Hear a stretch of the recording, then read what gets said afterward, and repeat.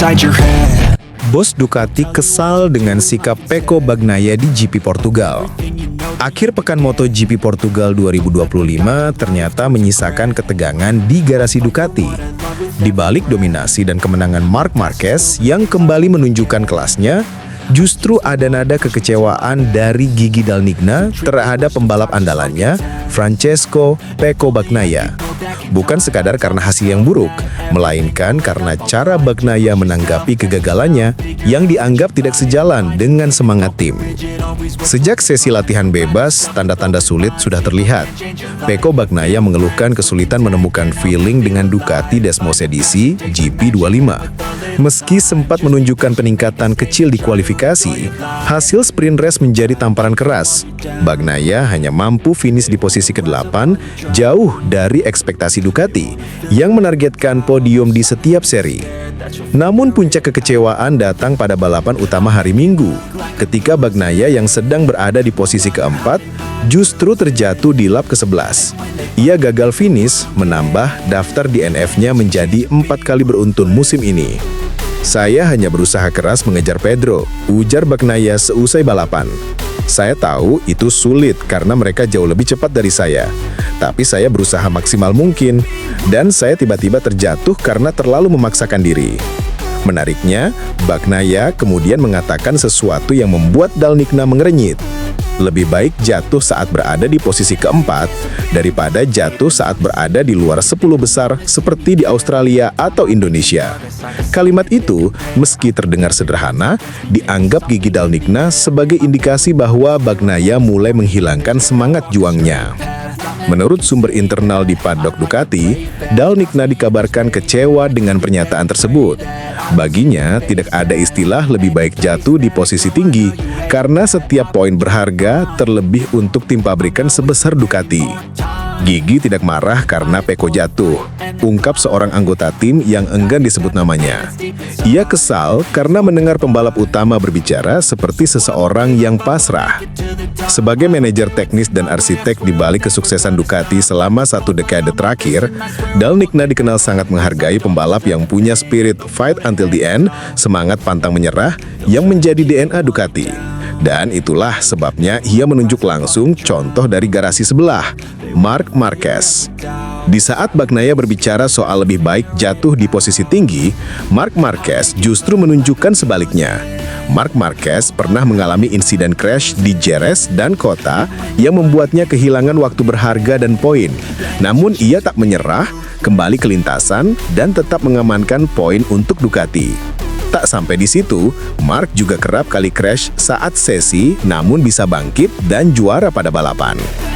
Marc menunjukkan arti sejati dari menjadi pembalap Ducati, ujar Dall'Igna dalam wawancara internal pasca balapan. Dia tidak pernah menyerah, bahkan ketika semuanya tampak melawan. Itulah yang membuatnya istimewa. Sikap Marquez itu kontras dengan Bagnaia, yang justru mulai menghilangkan arah dan kepercayaan diri setelah serangkaian hasil buruk. Dari juara dunia 2 kali berturut-turut, kini Pecco tampak seperti bayangan dari dirinya sendiri. Secara teknis, banyak analis GP MotoGP menilai masalah utama Bagnaia bukan pada kecepatannya, melainkan pada cara dia beradaptasi dengan karakter GP25. Motor baru Ducati itu memiliki tenaga luar biasa dan sistem traksi yang lebih agresif dibanding GP24. Marc Marquez, dengan gaya balap late braking dan kontrol motor ekstrim, tampak mampu menyesuaikan dengan cepat. Sedangkan Bagnaia yang dikenal halus dan presisi, justru kesulitan menemukan ritme. Akibatnya, di tengah tekanan internal dan sorotan publik terhadap performa Marc Marquez yang dominan, Bagnaia tampak kehilangan arah. Namun bagi Dall'Igna, semua itu bukan alasan. Ia menilai Bagnaia seharusnya menunjukkan mentalitas juara dunia, bukan sekadar puas merasa lebih baik di akhir pekan yang gagal. Dengan 1 seri terakhir di musim 2025, hubungan antara Gigi Dall'Igna dan Pecco Bagnaia kini memasuki fase sensitif. Ducati sudah punya Marc Marquez sebagai acuan baru, pembalap yang bukan hanya cepat, tapi juga punya dedikasi penuh terhadap tim. Jika Bagnaia tak segera menemukan kembali rasa percaya dirinya, bukan tidak mungkin posisinya sebagai ujung tombak Ducati akan tergeser. Di sisi lain, Dalnikna dikenal tidak suka mengambil keputusan emosional. Ia masih percaya bahwa Pecco bisa bangkit jika ia kembali pada versi terbaik dirinya, yaitu pembalap tenang, tajam, dan tidak menyerah. Namun satu hal jelas dari insiden di Portimao. Di mata Gigi Dalnikna, mental juara bukan tentang seberapa tinggi kamu jatuh, tapi seberapa keras kamu berusaha bangkit. Apakah ini awal dari keretakan hubungan antara Bagnaia dan Ducati? Atau justru titik balik bagi sang juara dunia untuk kembali menemukan api juangnya? Musim 2025 mungkin belum berakhir, tapi tensi di dalam garasi merah Ducati kini semakin terasa panas. Nicolo Bulega kaget dan kagum. Sulit menjinakkan motor Marc Marquez. Portimao, Portugal. Tidak semua pembalap berani langsung menunggangi motor paling ganas di pedok MotoGP. Tapi itulah tantangan yang dihadapi Nicolo Bulega, pembalap World Superbike yang tiba-tiba mendapat panggilan darurat untuk menggantikan Marc Marquez di Ducati pabrikan pada seri MotoGP Portugal 2025. Namun hasilnya, sebuah pengalaman ekstrim dan sekaligus pembuka mata tentang betapa luar biasanya kemampuan Marc Marquez dalam menaklukkan Desmos edisi GP25. Bulega datang ke pedok MotoGP bukan dalam kondisi ideal. Ia baru diberitahu akan menggantikan Marc Marquez hanya beberapa pekan sebelum akhir pekan balapan, setelah dokter memastikan Marc Marquez harus beristirahat untuk pemulihan cedera yang dialaminya. Artinya, Bulega tidak memiliki waktu cukup untuk beradaptasi dengan motor, ban, bahkan karakter elektronik Ducati GP25 yang sangat berbeda dari motor Superbike yang ia gunakan. Rasanya seperti naik roket yang tak mau diam, ungkap Bulega sambil tersenyum kecut seusai balapan utama. Aku tahu Ducati MotoGP cepat, tapi aku tak menyangka seagresif ini. Marc Marquez bisa menang dengan motor ini. Sekarang aku benar-benar mengerti betapa hebatnya dia. Bulega memulai balapan utama dari posisi ke-18. Startnya sebenarnya cukup baik, namun begitu masuk ke ritme balapan ia tampak kesulitan menjaga stabilitas di tikungan cepat, area di mana GP25 terkena liar. Setelah 25 lap penuh perjuangan, ia akhirnya menyelesaikan balapan di posisi ke-15, cukup untuk meraih 1 poin pertamanya di MotoGP. Namun di sprint race, nasib tak sebaik itu. Baru memasuki lap keempat saja, Bulega kehilangan traksi bagian depan saat mencoba menyalip Jack Miller di tikungan 8 dan terjatuh. Untungnya ia tidak cedera, tapi momen itu memperlihatkan betapa sulitnya mengontrol Desmos edisi GP25 di bawah tekanan balapan sesungguhnya. Desmos edisi GP25 dikenal sebagai motor paling bertenaga di grid, tapi juga salah satu yang paling sulit dikendarai. Mesin V4 generasi terbaru Ducati ini menghasilkan tenaga luar biasa besar, dengan torsi brutal yang bahkan pembalap berpengalaman seperti Bagnaia dan Fabio Di Giannantonio masih butuh waktu untuk memahami cara mengendalikannya. Kelebihan utama GP25 ada pada power delivery dan corner exit acceleration, kecepatan luar tikungan yang eksplosif berkat sistem elektronik baru dan karakter mesin yang tajam. Namun di sisi lain, karakter ini juga menjadikan motor sangat sensitif terhadap input throttle dan posisi tubuh pembalap. Dan disinilah perbedaan besar terlihat. Marc Marquez punya gaya berkendara yang dikenal sangat agresif, dengan kemampuan ekstrim menahan motor saat sliding. Ia menggunakan gaya late entry braking dan pivot point control, menekan motor di titik paling dalam tikungan dan melepaskannya dengan gaya khas yang hanya dimiliki Marc Marquez. Sedangkan Bulega, yang terbiasa dengan motor World SBK Panigale V4R, menggunakan gaya smooth line riding di mana motor dijaga tetap stabil dengan throttle lembut dan cornering lebih halus. Masalahnya, gaya itu tidak cocok dengan Desmos edisi GP25 yang justru butuh cara mengendalikannya secara fisik, agresif dan penuh kepercayaan diri. Dalam wawancara seusai balapan, Bulega tak menutupi rasa kagumnya terhadap performa Marc Marquez. Aku akhirnya mengerti kenapa banyak yang bilang motor ini seperti buas. Aku bahkan tidak bisa mengendarainya seperti yang kulakukan di Superbike. Tapi Marc, dia menari dengan motor ini. Itu luar biasa. Bulega juga meminta maaf kepada seluruh kru Ducati Corse karena belum bisa memberikan hasil maksimal. Aku berterima kasih atas kepercayaan tim. Aku tahu ekspektasinya tinggi, tapi aku benar-benar masih beradaptasi. Aku belajar banyak hari ini, dan aku punya respek besar untuk Marc Marquez setelah merasakan sendiri Desmos edisi ini.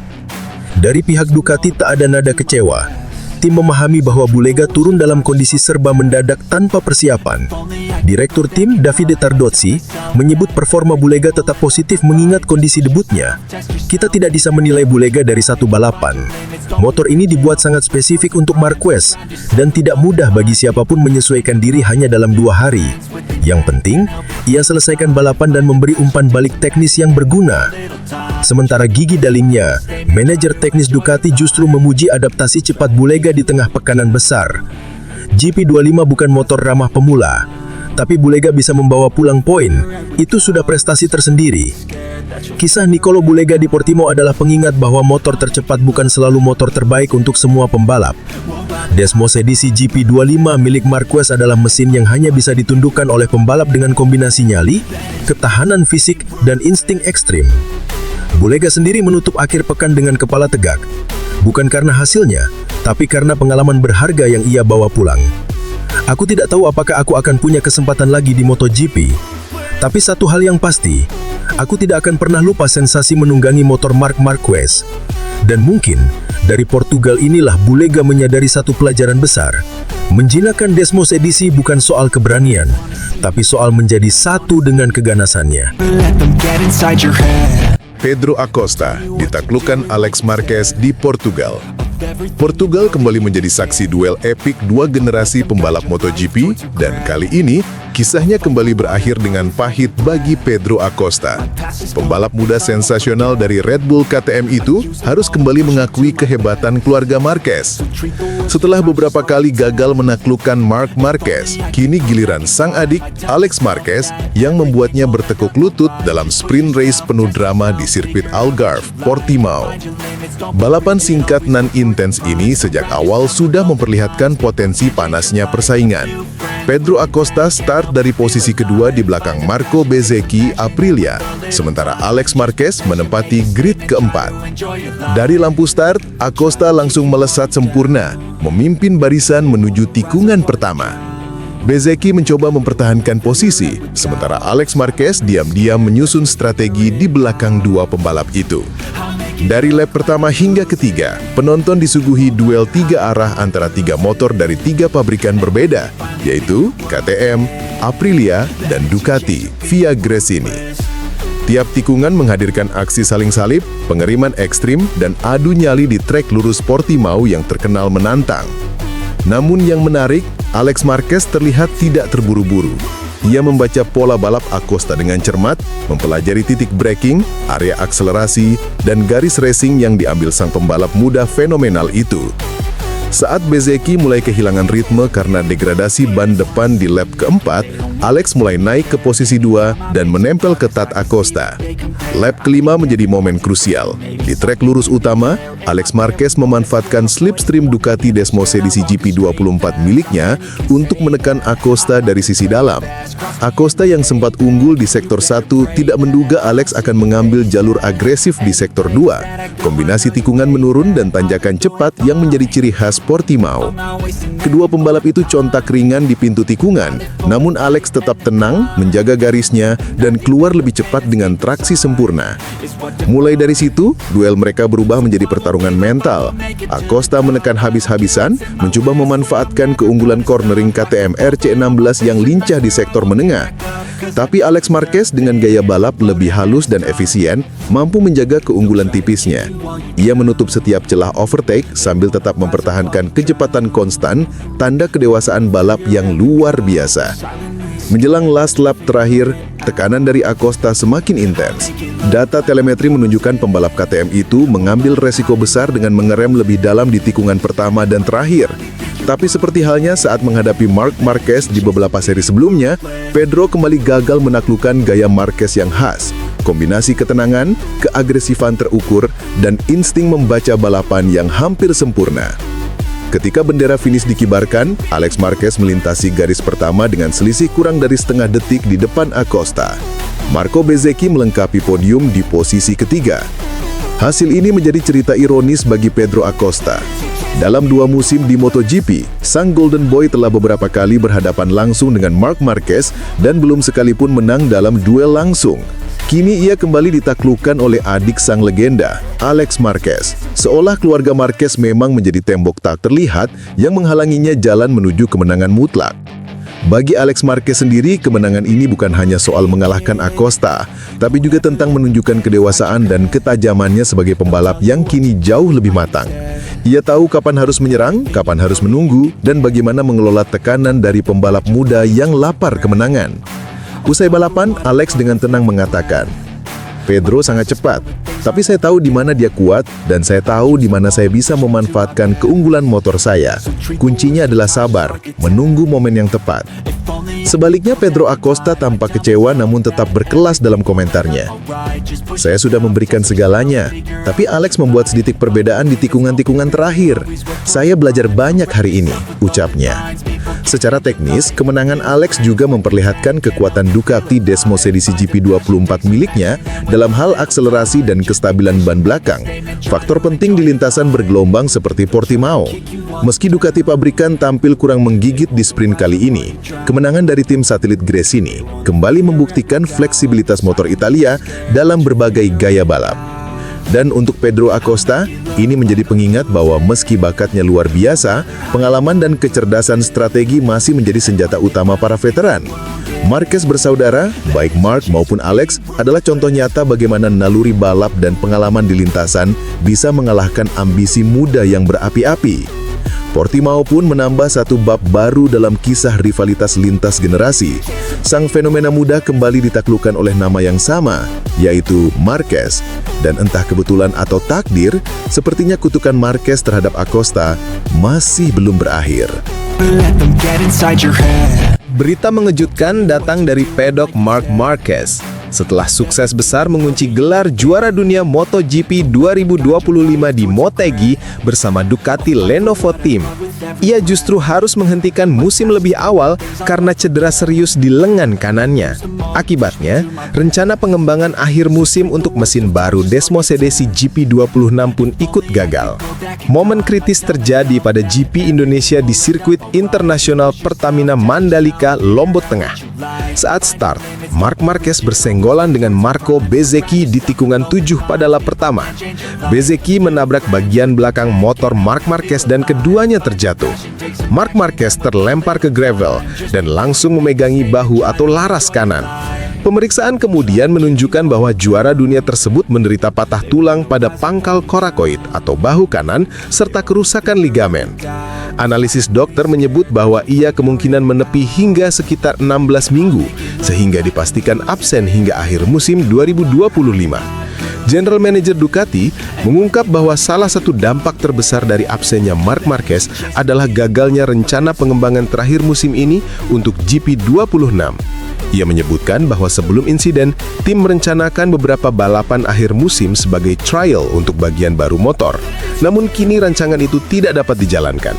Sebelum terjadi crash, rencananya adalah mencoba mengembangkan sesuatu selama beberapa balapan akhir musim 2025. Saat ini, hal itu tidak mungkin dilakukan. Inilah dampak utama dari crash ini, ujar Daligna. Selain itu, Daligna juga menyebut bahwa karena performa yang kurang konsisten dari rekannya, Francesco Bagnaia atau Pecco, Ducati tidak bisa sepenuhnya menaruh beban pengembangan hanya pada Bagnaia. Singkat kata, tanpa Marc Marquez, daya uji yang diharapkan dalam beberapa seri terakhir hilang. Di sirkuit akhir musim, termasuk di Valencia, tim pabrikan biasanya melakukan modifikasi besar atau part evolusi pada motor, misalnya sasis baru, aerodinamika, atau paket elektronik dengan tujuan menguji dalam kondisi balapan nyata sebelum musim dingin. Motor seperti GP26 bagi Ducati adalah proyek besar untuk musim mendatang, maka kesempatan uji akhir sangat krusial. Marc Marquez dikenal tidak hanya sebagai pembalap pemenang, namun juga sebagai rider yang sangat komunikatif terhadap tim teknis. Menurut Daligna, Marquez membawa nilai lebih di lintasan dan di pedok karena kemampuannya bekerja sama dan membuat tim merasa nyaman. Dengan ketiadaannya, Ducati kehilangan tester utama yang ideal, kombinasi pengalaman balapan dan kemampuan feedback teknis tinggi. Walau Bagnaia adalah pembalap utama Ducati, Daligna menyebut bahwa performa Bagnaia terlalu inkonsisten untuk mengemban seluruh tugas pengembangan mesin akhir musim.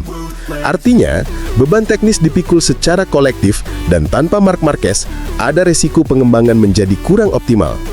Dari pandangan teknis Ducati, kehilangan sesi di akhir musim membuat mereka mungkin tertinggal dari rival yang bisa menguji perubahan lebih banyak sebelum musim dingin dimulai.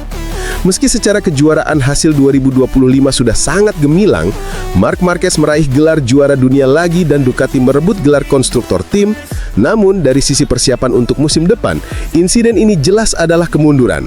Rencana pengembangan akhir musim hilang, kesempatan benchmarking motor baru terpangkas, dan tim harus menyesuaikan strategi pengujian selama musim dingin tanpa banyak data nyata dari balapan akhir musim. Untuk Marc Marquez sendiri, keputusannya untuk tidak memaksa comeback sampai 100% fit ialah gambaran profesionalisme tinggi. Saya akan comeback jika sudah dalam kondisi 100% fit, tegasnya. Let them get inside your head.